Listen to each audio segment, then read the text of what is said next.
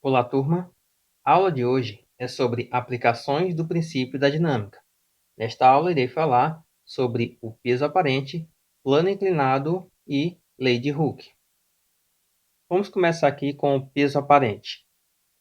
Quando falamos em peso aparente, estamos falando de um peso que não corresponde ao peso real, que não corresponde àquele peso que é medido através do dinamômetro. Mas, se não é real, que peso é esse? Imagine a seguinte situação: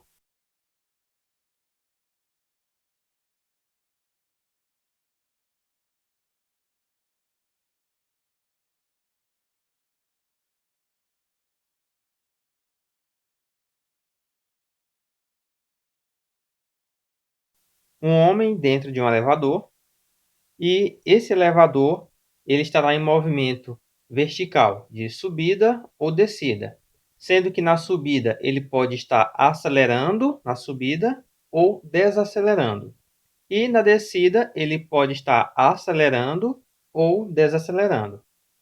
No momento que o rapaz está no elevador, no movimento de subida acelerando, a sensação que ele tem em relação ao seu peso é que ele acabou aumentando. E se ele estiver descendo e desacelerando, ele tem a sensação também que seu peso acaba aumentando. Ele terá a sensação de que seu peso acabou diminuindo caso o elevador esteja descendo em movimento acelerado ou caso o elevador esteja subindo em movimento desacelerado. Neste desenho aqui, nós temos uma representação do rapaz sobre uma balança. Essa balança não irá calcular a massa dele. Nesta situação, ela irá medir o peso do rapaz sobre ela, tanto na situação de subida como na de descida do elevador. Mas como podemos determinar esse peso aparente? Por exemplo, nós sabemos que esse rapaz, por ter massa, ele tem um peso, e que o peso ele sempre será uma força direcionada diretamente para baixo. Com isso, a força-peso estará aqui atuando sobre a balança, puxando diretamente para baixo, que nós temos o peso P, e a balança, pela terceira lei de Newton, exerce uma força contrária, no caso, uma força que puxa diretamente para cima, essa aqui sendo a força normal. Essa força normal que a balança faz, ela, nessa situação, estará representando o peso aparente, pois, no caso, ela irá marcar o valor da força normal de acordo com o movimento do elevador. Se o elevador sobe, a sensação de peso é maior. Se o elevador desce, a sensação de peso é menor. Isso considerando o movimento acelerado. Desta forma, como o elevador estará sempre em movimento acelerado ou desacelerado, isso implica que haverá uma força resultante sobre o sistema. Nós sabemos que a força resultante ela é dada como sendo a massa multiplicado pela a aceleração. Nesse caso aqui, vamos chamar ela de aceleração resultante. Essa força resultante ela terá que ser igual ao quê? Vamos considerar o seguinte: se o elevador ele sobe em movimento acelerado, nós sabemos que nessa situação que o rapaz terá uma sensação de maior peso, né? Ele se sentirá mais pesado. E se o elevador desce em movimento retardado, significa que o rapaz também sentirá seu corpo pesado. Nas duas situações, a força normal ela será indicada como sendo maior do que o peso. Então, para o movimento de subida acelerado ou descida desacelerado, temos que a força resultante terá que ser igual à força normal menos o peso. Então, isso aqui servirá para caso o elevador suba em movimento acelerado ou desça em movimento desacelerado. Mas, caso o elevador ele desça em movimento acelerado, o rapaz ele irá se sentir mais leve, com menos peso. Ou então, se o elevador esteja subindo, desacelerando, ou seja, parando. Nesse momento, o rapaz também irá se sentir mais leve. Nas duas situações, o peso será maior do que a força normal. Então, podemos escrever que a força resultante será da seguinte forma. Essa escrita ela é dada pois o rapaz terá uma sensação de peso menor. Então, isso aqui servirá quando o elevador ele desce acelerado ou sobe desacelerando. Essas aí são as duas situações. Então, temos essas duas representações para o movimento do elevador. Vamos aqui ao primeiro exemplo. Uma pessoa com massa de 60 kg está dentro de um elevador em movimento em um local onde G mede 10 metros por segundo ao quadrado. Ela está sobre uma balança de mola graduada em newtons. Determine a intensidade da força que a balança de mola indica quando o elevador, letra A, move-se com velocidade constante. Vou fazer aqui a representação do problema. No caso aqui, o problema falou sobre um elevador que estará em movimento. Nesse elevador tem uma pessoa dentro dele que está em cima de uma balança. E esse elevador ele estará em movimento, de subida ou descida. A letra A quer saber qual é o valor da força que vai atuar indicada na balança, caso o elevador ele esteja se movimentando com velocidade constante. Se o elevador ele se movimenta com velocidade constante, a força que haverá em cima da balança será a força peso do rapaz, pois ela sempre estará atuando sobre a balança, que no caso é a força peso. Não haverá uma aceleração resultante, não terá uma aceleração de subida ou descida. Então, nessa situação, a força que a balança irá indicar é a força normal, e essa força normal vai ter que ser igual ao peso, pois no caso o rapaz ele não vai afundar em cima da balança e também não vai flutuar em cima dela. Então, força normal igual ao peso. Sabendo disso, a força normal que a balança vai indicar é o peso, e o peso é a massa dele, que está informando que é 60 kg, multiplicado pela gravidade local, que vale 10. Então, vai ser 60 multiplicado por 10. Assim, a força normal ela tem intensidade de 600 newtons. E está respondida a letra A. Letra B. Sobe acelerando ou desce retardando, com aceleração de 1 metro por segundo ao quadrado. Então, se o elevador ele vai subir acelerando ou desce parando, retardando o movimento, nas duas situações, o rapaz ele terá uma sensação de que seu peso aumentou. E se o peso aumentou, isso significa que a força normal é maior do que o peso. Logo, posso escrever o seguinte, a letra B, que a massa vezes a aceleração, ela vai ter que ser igual à força normal, que vai ser maior, pois ele tem uma sensação de peso maior, menos a intensidade do peso. A massa foi informado que vale 60. A aceleração, a letra B, informou que vale 1, igual. A força normal é o que queremos encontrar, e o valor do peso do rapaz ali, já sabemos que vale 600. Nessa situação, esse 600 está negativo, podemos passar para o outro lado, ele fica positivo. Aqui vai ficar 60 vezes 1, que é 60, mais 600. Isso aqui vai ser igual à força normal. Logo, essa força normal vai dar 660 newtons. E pronto, está respondida aí a letra B. Letra C. Desce acelerando ou sobe retardando com aceleração de 1 metro por segundo ao quadrado. Tanto subindo, retardando o movimento, como descendo com aceleração, o rapaz ele terá uma sensação de que seu peso acabou diminuindo. Se o seu peso diminui para ele, nessa sensação, significa que o peso dele é maior do que a força normal. Então, podemos escrever para a letra C que a massa vezes a aceleração resultante vai ter que ser igual o peso, vai ter que ser maior, menos a força normal, que é menor. Dessa forma, nós temos que a massa dele é 60, multiplicado pela aceleração, que é 1. O peso já sabemos que é 600, menos a força normal. Vamos pegar essa força normal, que está negativa, e vamos passar para esse lado. E esse 60 vezes 1, vamos passar para o outro. A força normal está negativa, passa para o outro lado, fica positivo. Então, fica força normal positiva, igual a 600 menos 60.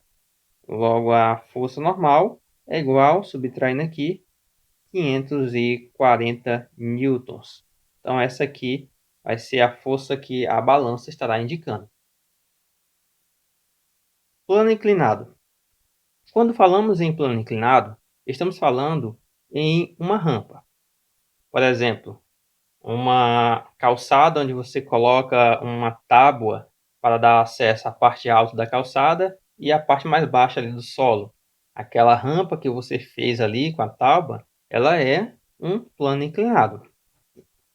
O que é que nós precisamos compreender a respeito do plano inclinado? Temos aqui a representação básica do plano inclinado, onde é uma rampa e em cima nós temos um corpo. Nós sabemos que no momento que o corpo está sobre qualquer superfície, a atuação direto do seu centro de massa, puxando diretamente para baixo de uma força que sabemos que corresponde à força-peso. Em relação ao plano inclinado, existe uma força perpendicular que irá puxar nesse sentido aqui, perpendicularmente ao plano, e essa força aqui é a força normal. Então, nós temos a força normal Fn. Pela terceira lei de Newton, nós sabemos que para toda ação existe uma reação. Então, no caso, se existe uma força normal nesse sentido, tem que existir uma outra força que seja oposta à força normal para poder igualar no sistema. Pois, caso contrário, a força normal existindo somente ela, esse bloco ele acabará subindo. E para ele não subir, tem que existir uma outra força que seja igual a ela, porém oposta. Dessa forma, existirá uma força que puxará o bloco nesse sentido e nessa direção, e essa força ela será chamada de força-peso normal.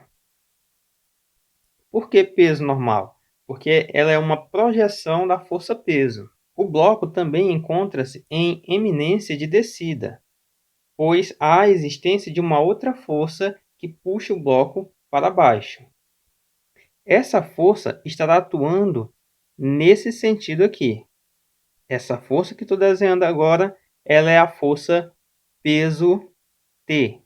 Por que peso T? É a força peso tangencial.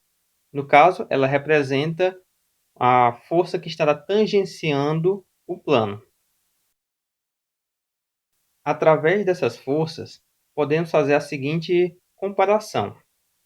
Você observa que a força peso T ela é paralela a esse lado aqui do plano, enquanto a força peso, que está representada em vermelho, ela é paralela a esse outro lado aqui do plano inclinado.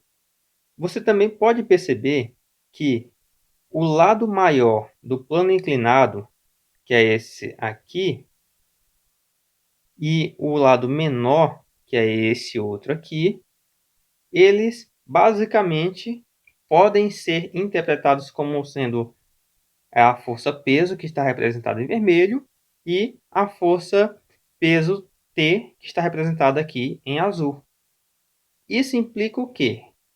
Implica que se eu juntar essas três forças, a força peso N e a força peso T, eu formo um triângulo que ele é semelhante ao triângulo formado pelo plano inclinado, da seguinte forma.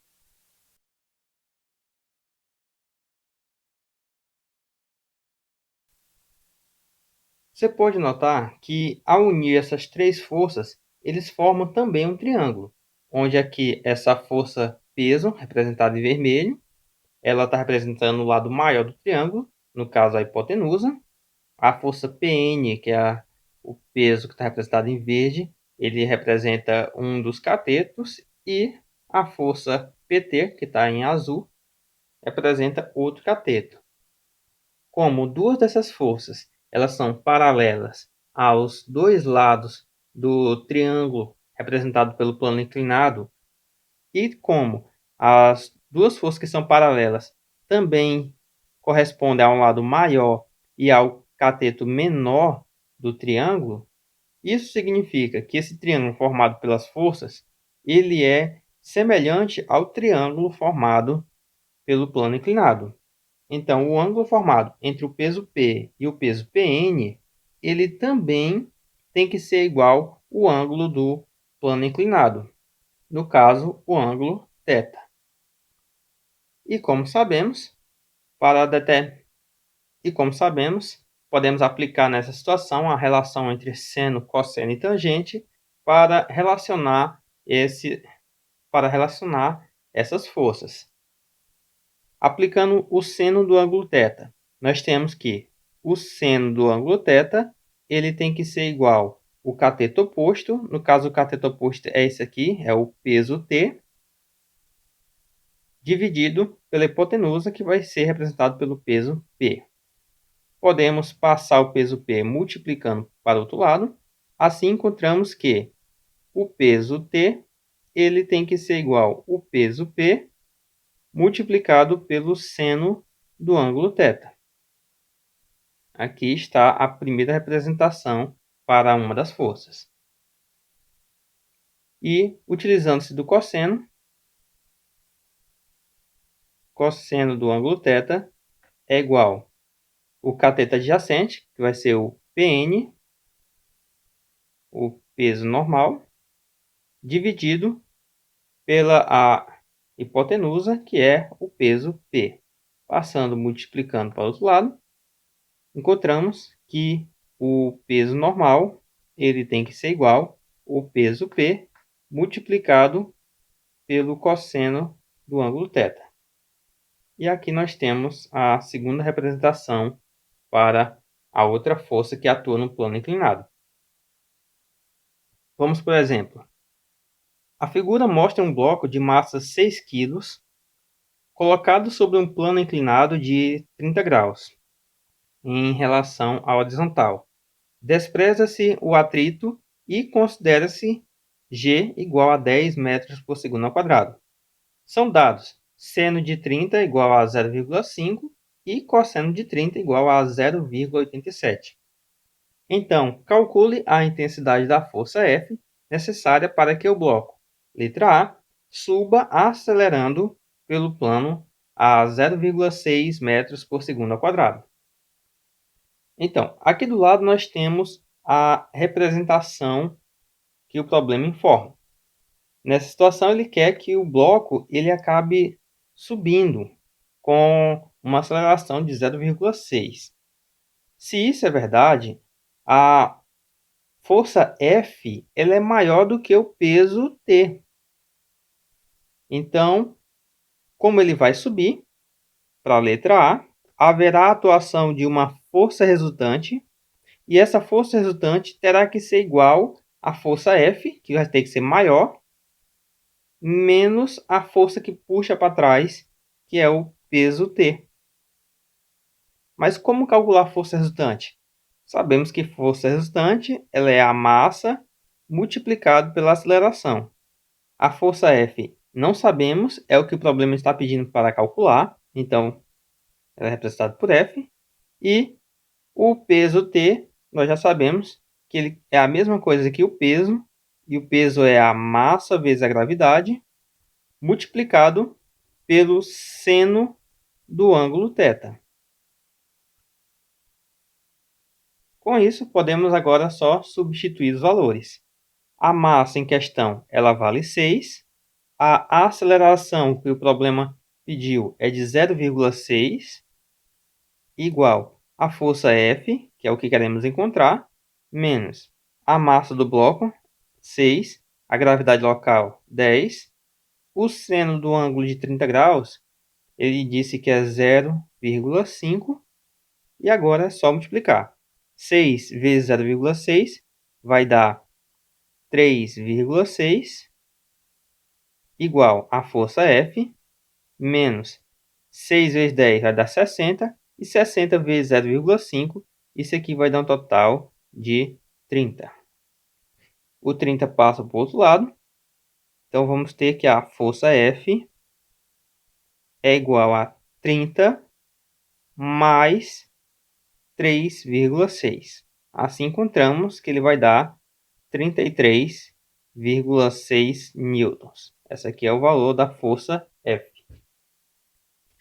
Letra B. Se mova com velocidade constante e no plano.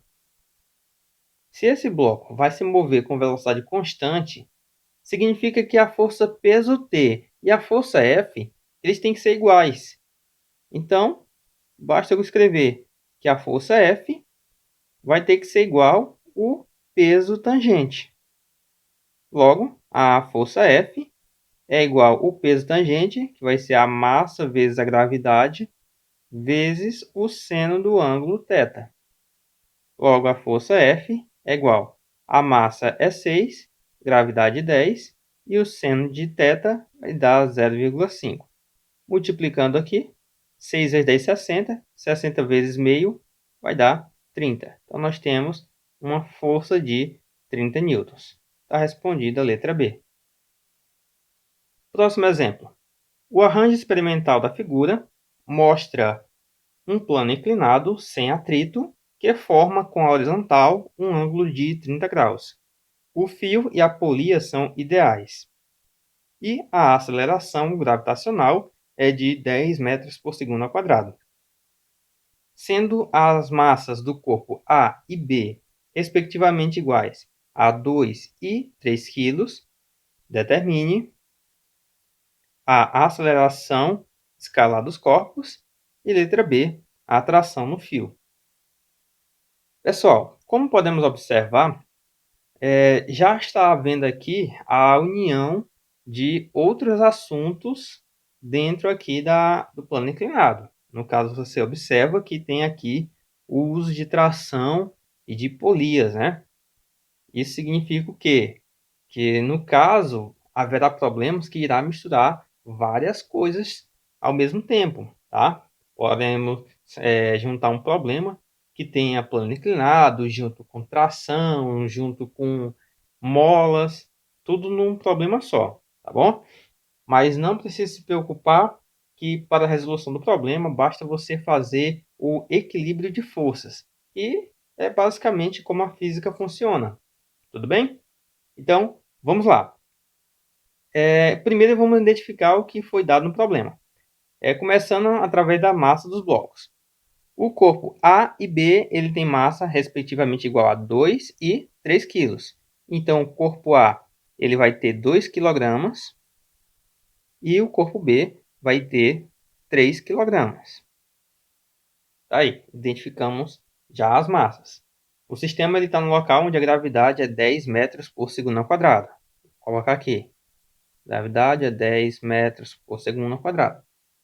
Agora, a letra A pede a aceleração escalar dos corpos. Então, é o seguinte, eu não sei se o corpo A ele vai descer e o B vai acabar subindo, ou se o B que desce e o A sobe. Dessa forma, eu teria que estabelecer um sentido para o movimento. Se, no final do problema, a minha resposta ela der negativa, isso significa que o sentido que eu escolhi é o contrário. Mas se der positivo, significa que o sentido que eu escolhi está correto, tá? Mas e se der negativo? Qual é o problema? Nenhum. Só significa que o movimento é o contrário, tá? Não precisa apagar e fazer tudo novamente, não. Você só vai entender que com aquele resultado negativo, o corpo ele acaba se movimentando diferente daquilo que você imaginava. Ele terá um sentido contrário. Tudo bem? Então é o seguinte, como ele quer a aceleração, vamos dizer o seguinte. Sabemos que o corpo A ele tem um peso que puxa diretamente para baixo. Vamos chamar aqui isso aqui de peso de A. E para cima existe uma tração, que é a tração T. Essa tração T está presente aqui nesse fio, nessa parte, onde puxa o bloco B para cima. Então, temos aqui a tração T. E o bloco B ele está sendo puxado para trás com uma força. Essa força aqui vai ser a força peso, é a força peso T, mas eu vou chamar de força peso TB, porque é a tração do bloco B. Como o meu objetivo é encontrar essa aceleração, significa que os corpos eles estarão em movimento. Agora, eu vou dizer qual é o sentido do movimento, tá? Eu vou escolher que os corpos irão se mover da seguinte forma. O bloco A vai descer e, por consequência, como o fio não estica, o bloco B ele vai subir. Tudo bem? Esse aqui é o sentido que eu vou escolher. Então, se o bloco A vai descer, significa que o peso A é maior do que a tração T. Então, para a letra A força resultante, que estará em cima do bloco A, ela tem que ser igual ao peso do bloco A, que é maior, menos a tração T. Tudo bem até aí? E para o bloco B? Como o bloco B também estará se movimentando, haverá a ação de uma força resultante. Eu vou escrever aqui que a força resultante no bloco B ela tem que ser igual à tração, porque como ele vai subir, a tração ela é maior do que o peso tangencial. Então, é a tração menos o peso tangencial do bloco B. E agora, o que vamos fazer? Vamos substituir os valores. A força resultante em A, ela é o quê? É a massa de A multiplicado pela aceleração geral, igual. O peso de A é a massa de A multiplicado pela gravidade, menos a tração T. No outro caso aqui, a força resultante de B é a massa de B multiplicado pela aceleração geral, igual a tração T menos o peso de B. Agora, o peso de B, ele é a massa de B multiplicado pela gravidade e multiplicado pelo seno do ângulo θ. No primeiro caso aqui, a massa de A. A massa de A está valendo 2 kg, a aceleração é A, igual a massa de A é 2 kg, a gravidade é 10, menos T. Então, aqui vai ficar 2A igual a 2 vezes 10, 20, menos a tração T. Nessa parte aqui não tem mais o que fazer, pois no caso existem duas incógnitas, no caso a aceleração e a tração, e nós temos ali uma constante que é o valor 20. Na segunda situação, vamos substituir os valores. A massa de B ela está valendo 3, a aceleração não sabemos, a tração não sabemos, a massa de B 3, a gravidade 10 e o seno de θ, seno de 30, já sabemos que vale 0,5. Então, aqui vai ficar 3A igual a tração T menos 3 vezes 10, 30, e 30 vezes meio vai dar 15. E, novamente, nós temos aqui uma outra expressão com duas incógnitas e uma constante. O que nós vamos fazer? Vamos pegar esses dois valores que encontramos aqui no final e vamos montar um sistema com eles. Tudo bem? Então, eu vou repetir aqui. Para resolver esse sistema, eu vou fazer algo muito simples. Vou só somar. Vou só somar a expressão que está em cima com a expressão de baixo. Tudo bem? Olha só. 2A mais 3A, o resultado vai ser 5A. Igual. Agora, 20 somado com o que tem embaixo. E o número que tem embaixo é 15. E está negativo. 20 menos 15 vai dar 5. E aqui, ó, é menos T somado com T. A gente só cancela eles, porque T menos T é zero. Então, encontramos que 5A é igual a 5. Logo, A é igual a 5 dividido por 5, e isso vai dar 1 metro por segundo ao quadrado. Está aí a resposta para a letra A. E a letra B? A letra B está pedindo a tração no fio. Eu vou colocar aqui a letra B no cantinho. Ela é bem simples, tá? Já que eu encontrei a aceleração, para encontrar a tração no fio, basta eu pegar ou a primeira expressão que a gente encontrou, ou pegar a segunda expressão para encontrar o valor dessa tração. Tanto faz. Ou uma ou outra, o resultado vai ser sempre o mesmo. Tudo bem? Vou pegar aqui a primeira. Pegando a primeira, que é 2A igual a 20 menos T. Então, é 2 vezes o A, encontramos que vale 1, igual a 20 menos T. 2 vezes 1, 2. Igual a 20 menos T. Vou pegar esse menos T, vou passar para esse lado, ele fica positivo, e o 2 passa para o outro lado, fica negativo. Então, aqui vai ficar T igual a 20 menos 2. Logo, isso vai dar 18 newtons. E, fim de problema, respondida aí a letra B. Lei de Hooke.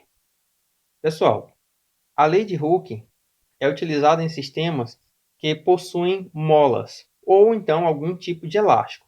Então, todo sistema que tem mola ou elástico, a lei de Hooke estará sendo utilizada para determinar algum tipo de constante ou variável que tem no problema.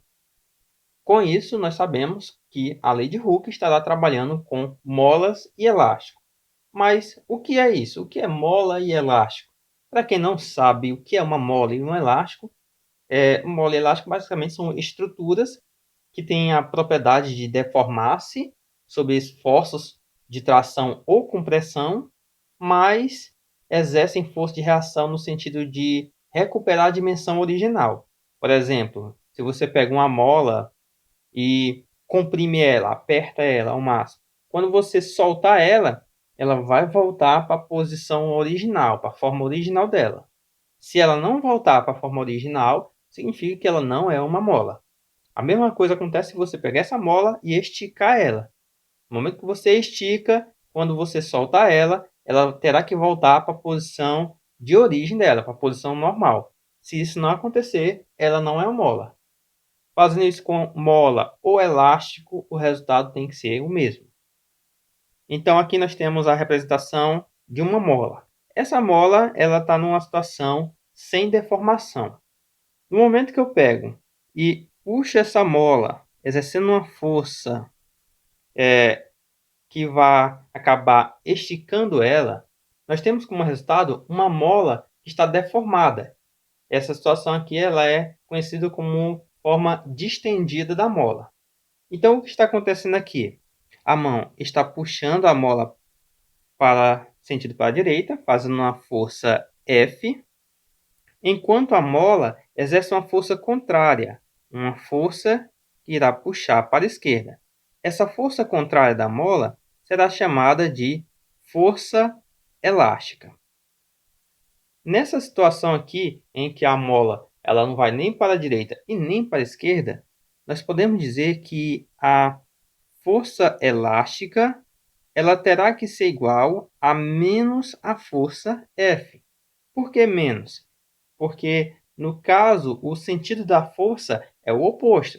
Enquanto a força elástica puxa para a esquerda, a força F ela puxa para a direita. Então, ela terá que ser igual a menos a força oposta. Uma outra situação que a mola ocorre aqui é quando ela é comprimida. O que está acontecendo aqui? A mão ela está empurrando a mola, então está exercendo uma força F com esse sentido e direção. Enquanto a mola ela irá empurrar a mão, obedecendo à terceira lei de Newton. E aqui estará atuando a força elástica, sempre sendo contrária à força que é aplicada sobre ela. Também nessa situação, a força elástica ela terá que ser igual a menos a força F. Então, com isso, nós temos para essas três situações, o primeiro caso aqui é o caso de ponto de equilíbrio, onde neste ponto será o ponto onde a mola estará em equilíbrio. E a partir do momento que ela é esticada, houve aqui um aumento do comprimento da mola. Esse aumento aqui, esse espaço que foi deformado, ela é representado como sendo x. Esse x aqui é a deformação que ocorreu na mola. E essa deformação x, ela pode ser tanto positiva, aumentando a mola, como também ela pode ser negativa em relação aqui, ó, à compressão. Então, nós temos um x que ele pode ser positivo ou pode ser negativo, dependendo aí de como ele é esticado, de como essa mola ela é deformada, sendo no caso distendida ou comprimida. Uma coisa que todos sabemos por experiência própria é que no momento que você pega uma mola e você estica ela ou comprime, você sabe que quanto mais esticada essa mola está, mais difícil fica de conseguir segurar ela. A mesma coisa acontece quando você comprime ela. Quanto mais comprimida está a mola, mais difícil é você conseguir segurar aquela compressão. Por quê? Porque à medida que você vai comprimindo ela, a força que é necessária para comprimi-la, ela vai aumentando. Como podemos ver neste diagrama. Este diagrama aqui está relacionando a força aplicada sobre a mola e x como sendo a distância da deformação, o comprimento da deformação.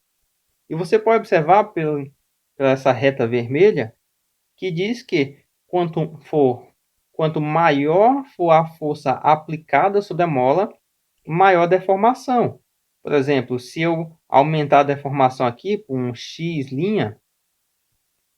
você pode observar que a força necessária para que mantenha essa deformação, ela é uma força maior do que a primeira. Então, aqui nós temos uma força F'.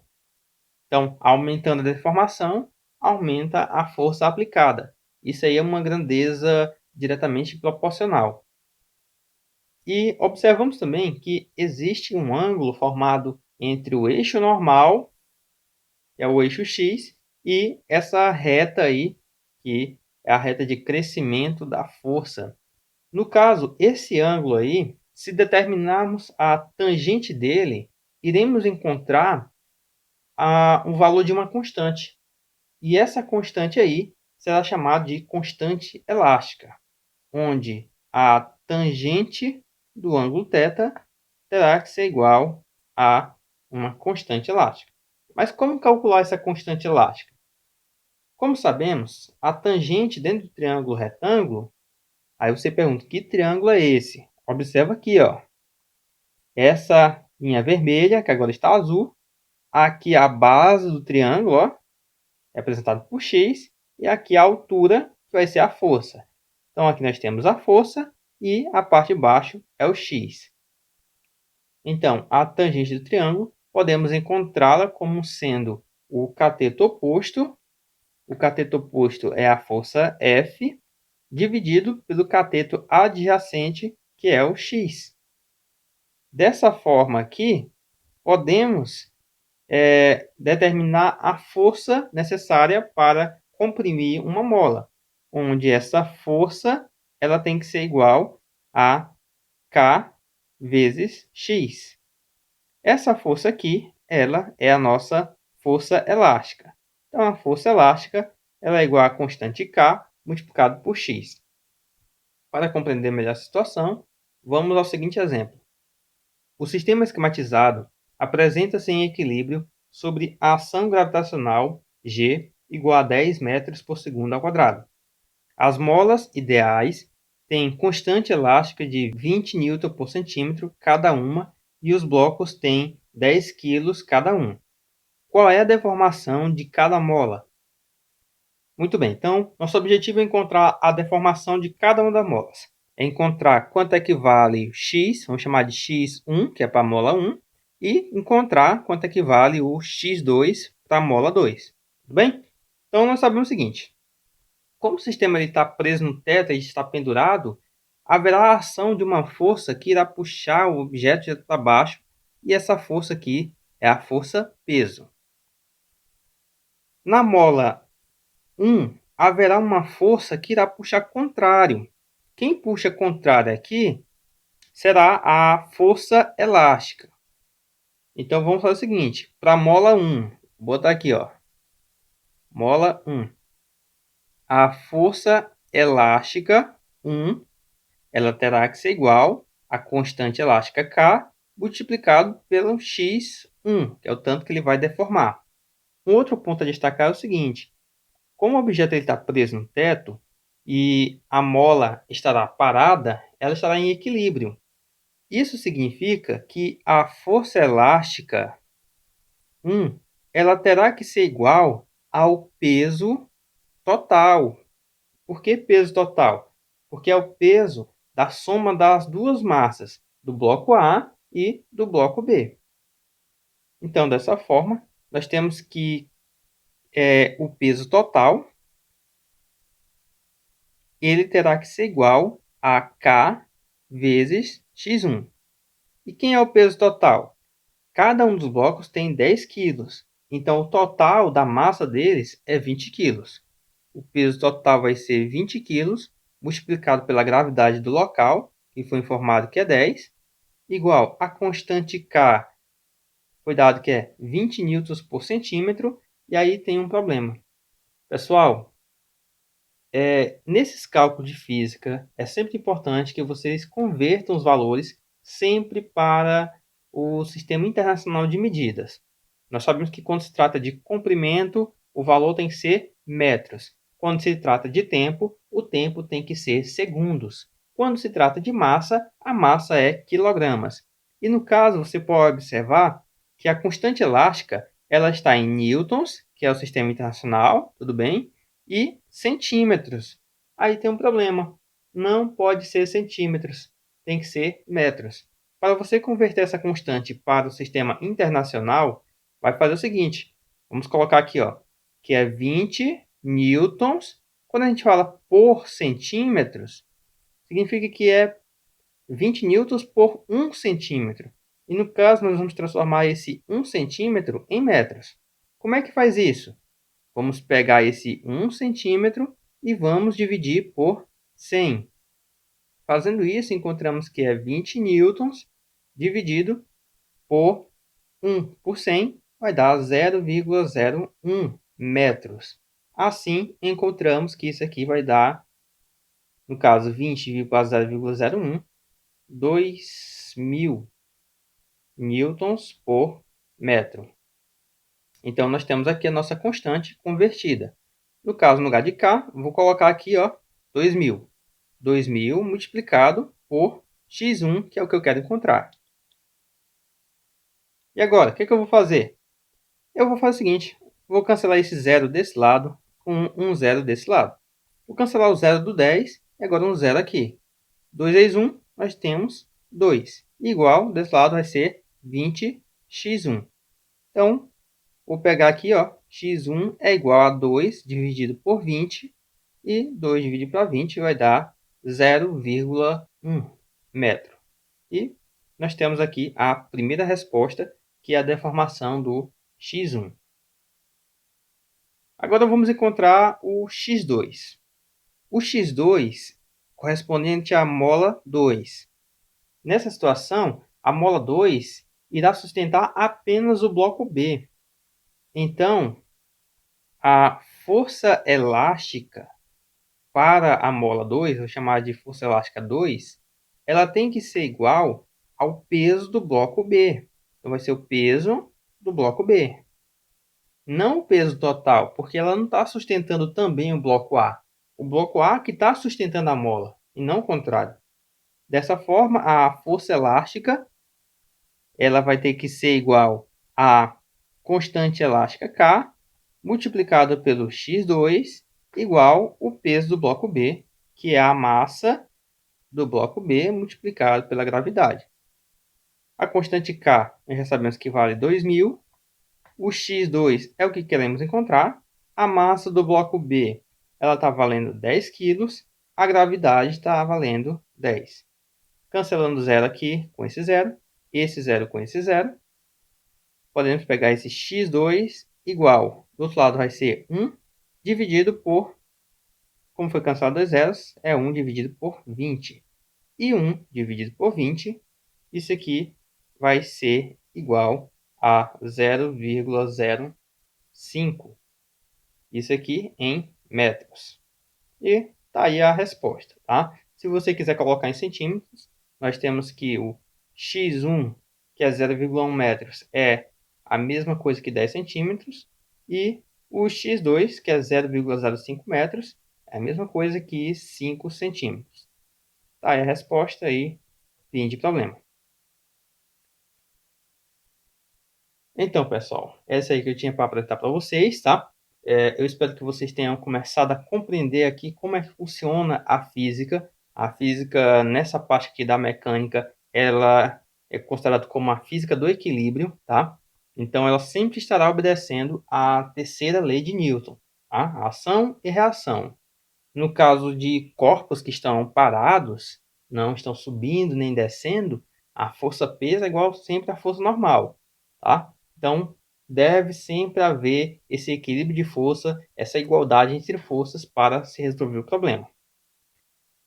Eu espero ter sinceramente ajudado vocês a compreender esse assunto e nos vemos na próxima aula e até mais.